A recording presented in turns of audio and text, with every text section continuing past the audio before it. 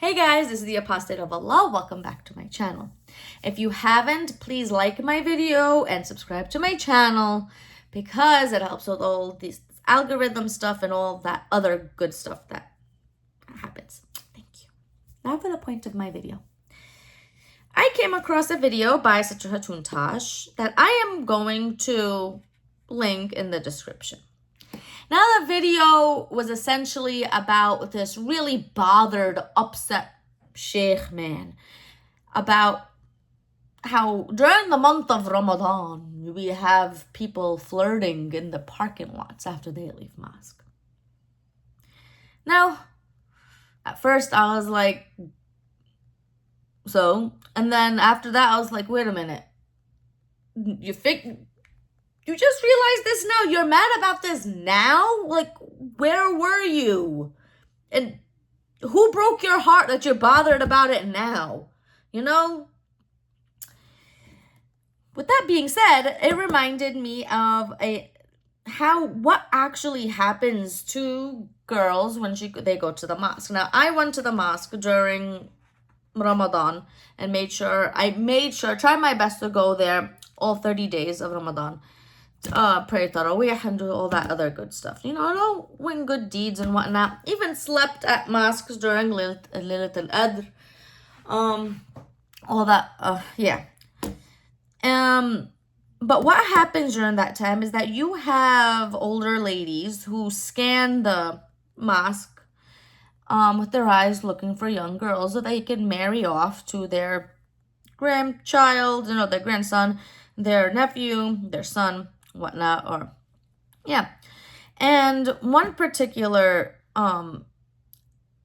case that came up and I was reminded of it while I was watching that video. It was like, at least hopefully what this sheikh is talking about was consensual.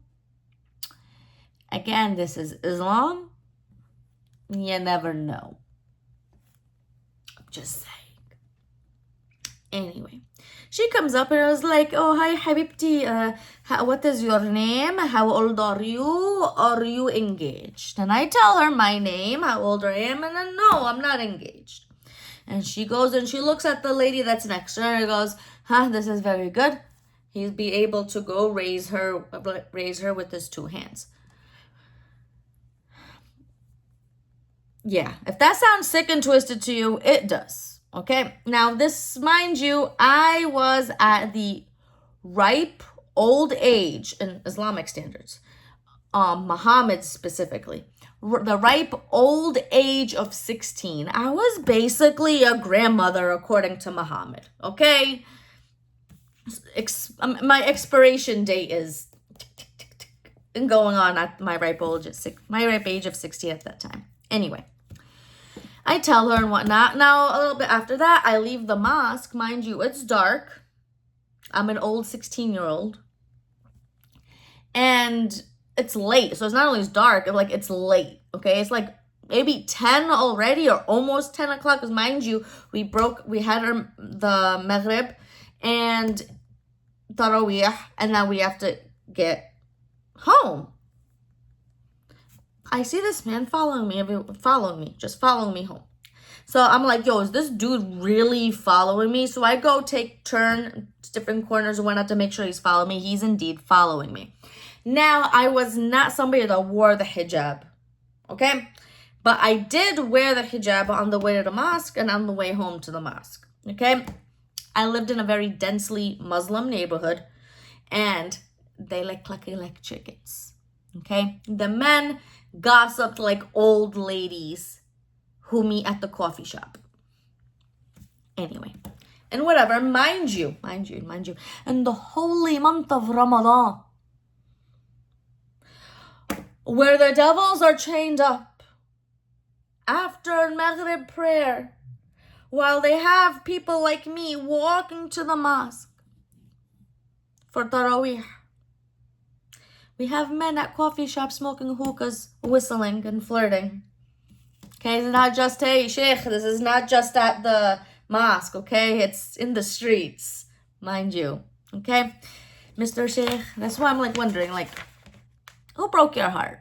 like you're already mad about this now. Like, what happened? What happened? Do you need to see a therapist?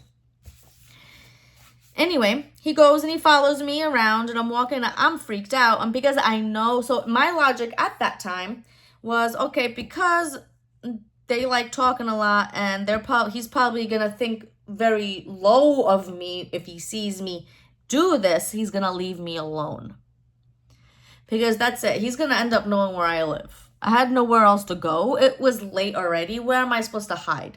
Okay, so the only direct place where I have to go would be home. So, and what that thing is, he's gonna go think lowly of me, was him to see me take off my headscarf. So I get home. Now, I lived in an apartment, so there's this like little area. So you have one door you walk in, but there's another door that you have to open to get into the stairs. And when the door that you walk in had this window you could look through. So I walk in, he looks through. And then there I take off my headscarf, then he looks and he runs away. My plan worked.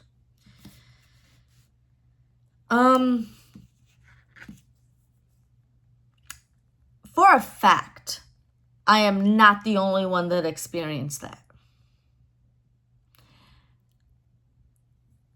For a fact, I believe, my God, protect me in that situation. And here's the thing, my story, with that creepiness, is like, there are Muslim women out there that experienced worse. I'm like, all you have to do is hear the horror stories of these women who go to Mecca to go do the pilgrimage of grape and all these things, because they're always so smushed. So this is something that's common and that is known. Islam is a religion that encourages fake piety. It's all fake. It's all for show. They can't control themselves. In Islam, and Islam, and when you fast Ramadan, it teaches you self-control. That's BS. No, it doesn't. It teaches the opposite, because now you're causing yourself not to have in every single area of whatever, whether it be food and who you look at and how you treat, is like the anger, because the anger that comes from these, especially these Muslim men, and the anger of the Muslim women also, because now they're forced to cook 6-course meals every single day, twice a day during the month of Ramadan. They're angry, but it's like, hey, it's like always threatening, don't force me to break my fast. You know, when they do end up breaking their fast regular at sundown, they go over there flirting with girls and whatever and all the 9 yards, and then you have the women go chase their kids, beating them with slippers, and it's new. It's like, what? Hey, here we are, and continuing to gorge themselves until they have to repeat the same stuff the next day. Islam is a scam. Ramadan is a scam. Ramadan is a month where girls need to protect themselves, because they're naive. They believe when they hear from their religious leaders that the devil is locked up and chained up. The devils are chained up. And it gives those Muslim girls a fake sense of security, because they believe it. They're Muslims. They believe in Allah. They believe Muhammad is the messenger.